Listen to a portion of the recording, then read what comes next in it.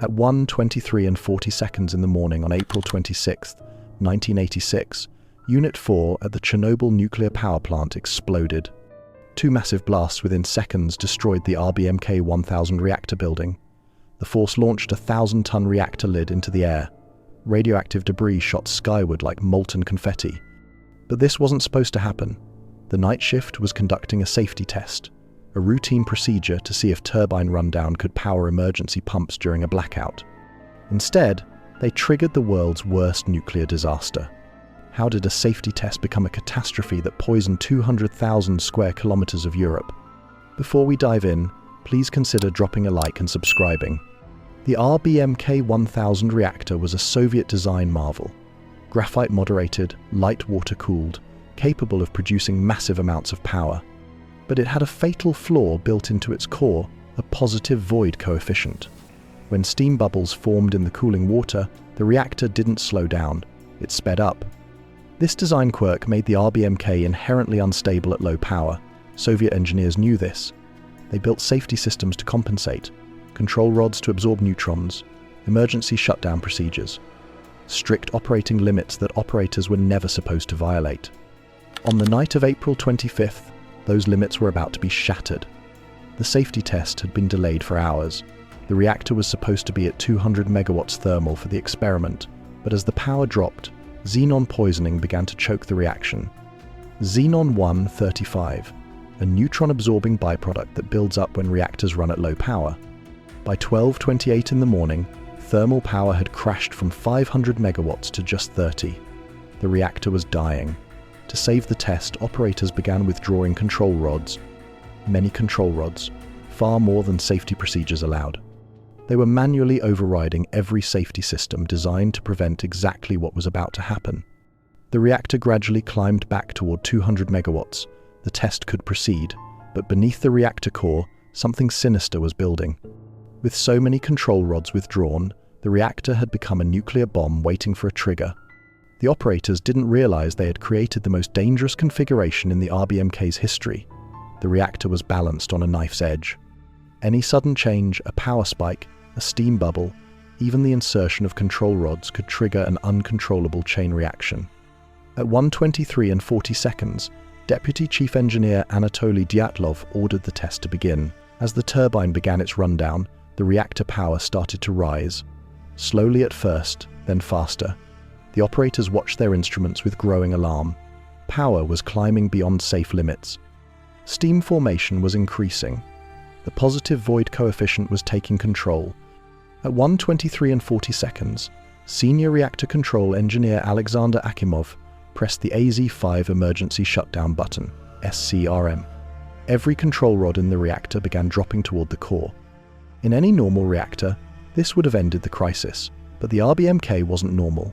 The control rods had graphite-tipped neutron moderators that actually increased reactivity as they entered the core. Instead of shutting down the reactor, the scram triggered a massive power surge. Power increased several tens of times within 5 seconds. The reactor core became a nuclear furnace generating more energy than it was designed to contain. Fuel assemblies disintegrated. Cooling water flashed instantly to steam. Pressure skyrocketed beyond the vessel's limits. The first explosion was steam, superheated water expanding with the force of dynamite, ripping through the reactor hull. The second explosion came seconds later, hydrogen gas igniting in a fireball that blew the roof clean off. But the explosions were just the beginning. The reactor core was now exposed to the atmosphere.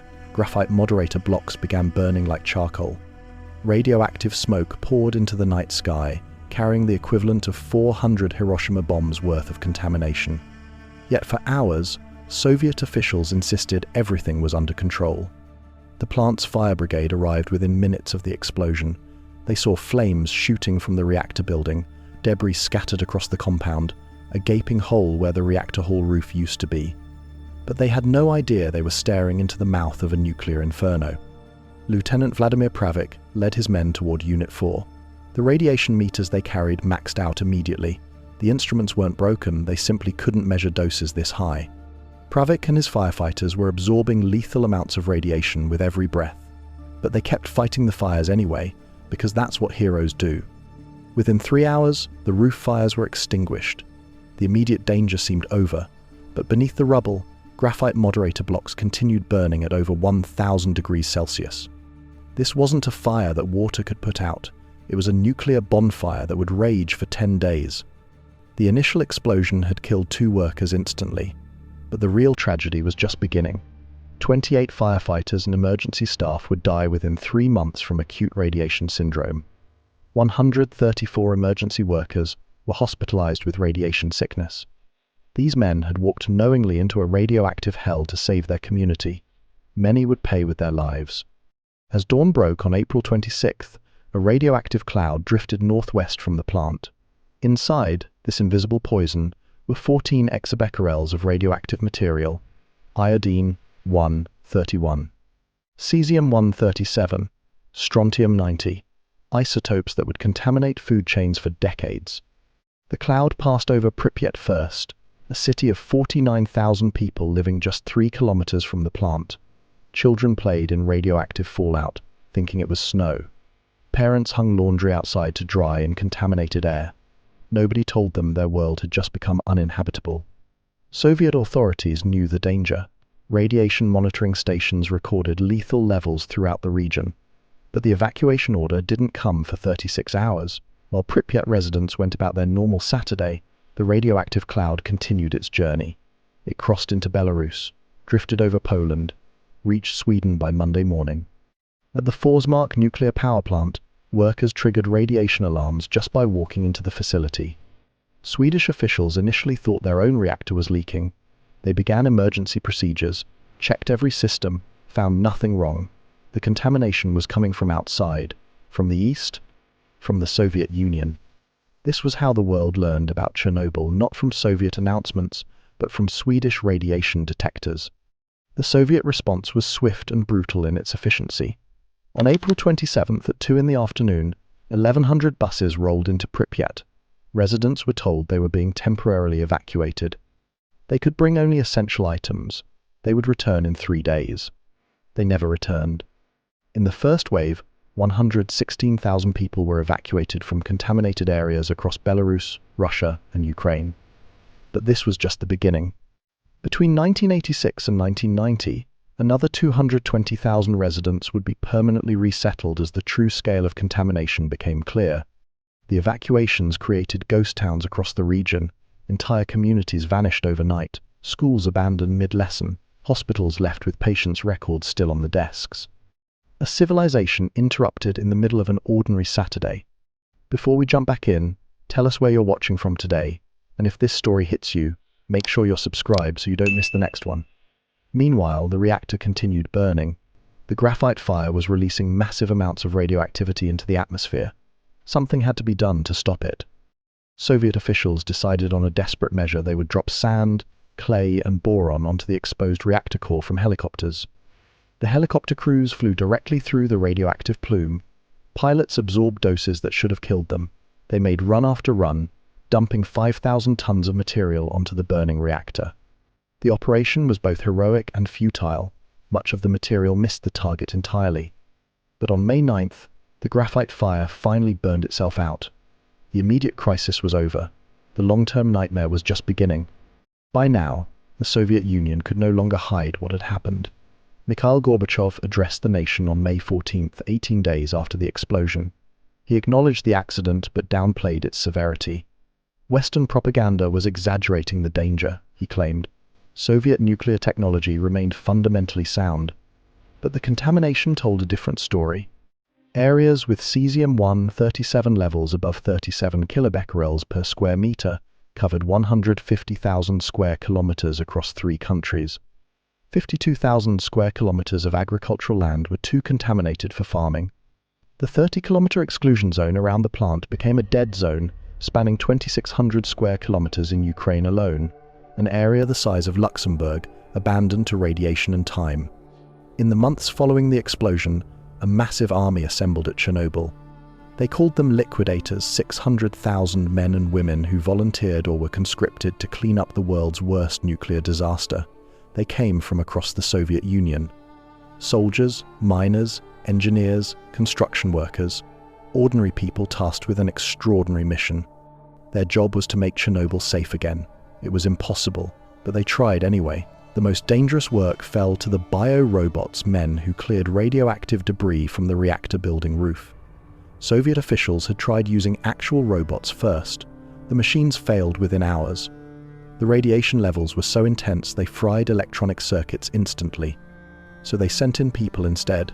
Each man could work for only 90 seconds before reaching his lifetime radiation limit. They ran onto the roof, grabbed chunks of radioactive graphite with shovels, hurled them into the reactor pit, and ran back. 90 seconds to help save Europe from nuclear catastrophe. 240,000 liquidators received the highest radiation doses. Typical exposures averaged 100 millisieverts, equivalent to 5,000 chest X-rays. 20,000 received 250 millisieverts. Some absorbed up to 500 millisieverts, doses that would cause cancer for decades to come. The cleanup revealed the true horror of what had happened. The reactor core had essentially vaporized. Fuel assemblies had melted into radioactive lava that flowed through the building like molten death. This elephant's foot, a mass of uranium, steel, and concrete, was so radioactive it could kill a person in minutes just from standing nearby. But the liquidators kept working. They built roads through contaminated zones, decontaminated buildings, buried entire forests that had absorbed too much radiation.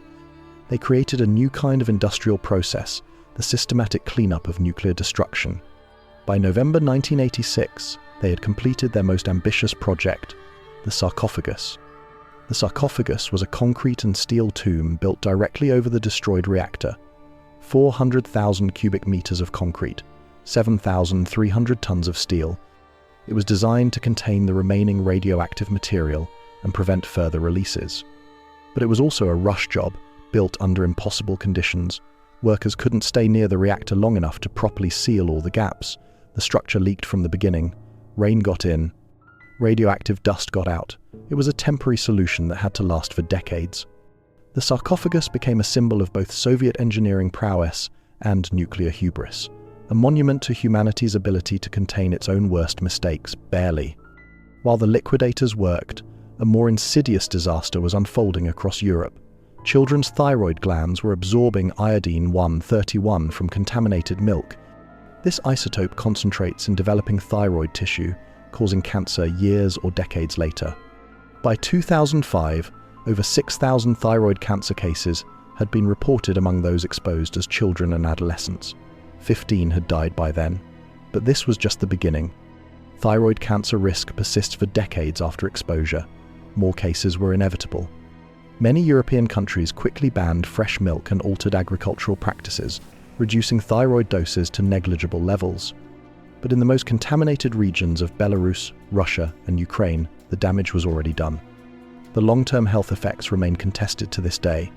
The WHO and IAEA's Chernobyl Forum projected up to 4,000 eventual fatal cancers in the most exposed groups. Other studies suggest the number could be much higher or lower. The science of low-dose radiation exposure is murky, complicated by politics and competing methodologies. What's certain is the geographic impact. 200,000 square kilometers of European territory were contaminated to varying degrees. Areas with cesium-137, above 185 kilobecquerels per square meter, included 16,000 square kilometers in Belarus, 8,000 in Russia, 5,000 in Ukraine. These regions remain partially abandoned today. Ghost villages where radiation still exceeds safe limits, forests where mushrooms and berries concentrate radioactive isotopes, rivers where fish carry the atomic signature of 1986. But Chernobyl also transformed nuclear safety worldwide. The accident exposed fundamental flaws in reactor design and emergency response. The RBMK's positive void coefficient was recognized as an inherent danger. Faster scram systems were developed. Control rod designs were modified across the Soviet reactor fleet. More importantly, the disaster forced international cooperation on nuclear safety. The IAEA Early Notification Convention was adopted on September 26, 1986. Nations agreed to immediately report nuclear accidents that could affect other countries. Never again would a nuclear disaster remain secret for days while radioactive clouds crossed international borders. The Chernobyl plant itself continued operating for 14 more years. Unit 3, just 500 meters from the destroyed reactor, kept generating electricity until December 15, 2000. Workers commuted daily to one of the world's most contaminated industrial sites. This wasn't recklessness, it was economic necessity. Ukraine needed the power. The plant employed thousands of people. Shutting down immediately would have created more problems than it solved. But eventually, international pressure and safety concerns forced closure. The last reactor was permanently shut down on a cold December morning, ending the Chernobyl nuclear power plant's operational life. On November 14, 2016, 30 years after the disaster, a massive structure began sliding into place over the ruins of Chernobyl Unit 4, the new safe confinement.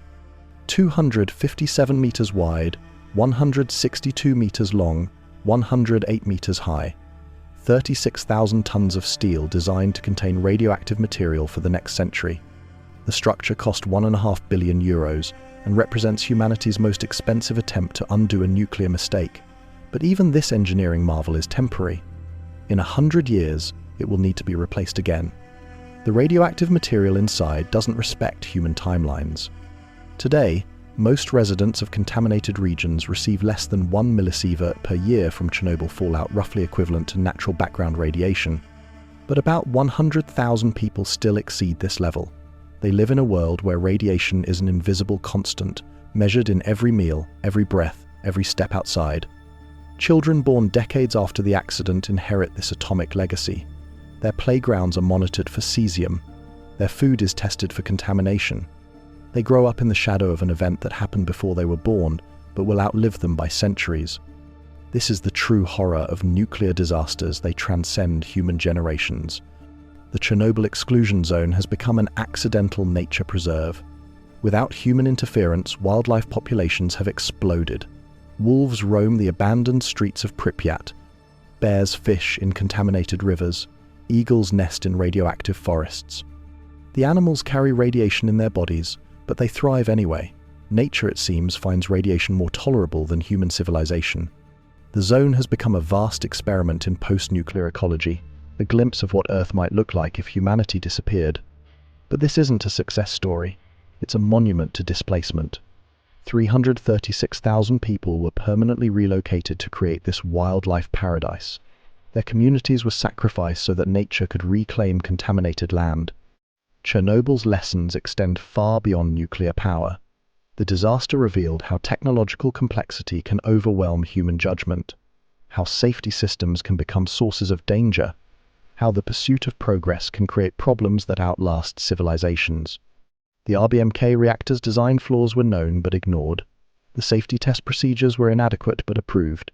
The evacuation plans existed but weren't implemented quickly enough. At every level, human institutions failed to match the scale of the technology they had created. This pattern repeats across industries and decades, the gap between what we can build and what we can safely control. Other reactors worldwide were modified after Chernobyl. Faster scram systems were installed. Control rod designs were improved. Safety cultures were strengthened. The nuclear industry learned from the disaster and became safer. But the fundamental challenge remains. Nuclear technology harnesses forces that operate on geological timescales. Radioactive waste remains dangerous for thousands of years. Yet the institutions that manage this technology, governments, corporations, regulatory agencies, think in terms of electoral cycles and quarterly profits. How do you govern technology that outlasts governments? As of 2025, 40 years after the disaster, Chernobyl continues to shape nuclear policy worldwide. New reactor designs incorporate lessons learned from the accident. Emergency response protocols reflect the chaos of April 1986. International cooperation frameworks exist because nations recognize that radioactive clouds don't respect borders. But the basic tension persists. Nuclear power offers enormous benefits: carbon-free electricity, energy security, technological advancement. It also poses enormous risks: accidents that can contaminate continents, waste that remains dangerous for millennia, the potential for catastrophic human error. Chernobyl reminds us that we are not as smart as our technology. The liquidators who cleaned up Chernobyl are aging now. Many have died from cancer and other radiation-related illnesses. Their sacrifice bought Europe time, preventing an even worse contamination that could have made vast areas uninhabitable for centuries. But their sacrifice also poses a question. How many people are we willing to send into radioactive hell to fix our mistakes? And what happens when no amount of human courage can contain the consequences of human error? The children exposed to Chernobyl's radiation are now adults with children of their own. They carry genetic damage that may echo through generations. Their families are living experiments in the long-term effects of nuclear contamination. They are the real cost of our atomic age. Pripyat remains abandoned, a city frozen in 1986. Amusement park rides rust in radioactive rain. Schools crumble with lessons still written on blackboards. Nature slowly reclaims the buildings, but the contamination remains. Tourists now visit the exclusion zone, drawn by its apocalyptic atmosphere. They take selfies in front of the Ferris wheel that never turned. They walk through homes where families fled with minutes' notice. They experience nuclear disaster as entertainment. Perhaps this is how we process the unprocessable, by turning catastrophe into curiosity. Chernobyl asks us fundamental questions about risk and progress. How much danger are we willing to accept for the benefits of advanced technology? Who bears the costs when experiments go wrong? How do we make decisions about technologies whose consequences outlast our understanding?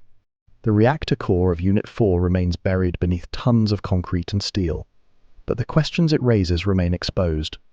In our rush to harness the power of the atom, did we forget that some forces are too powerful for human control?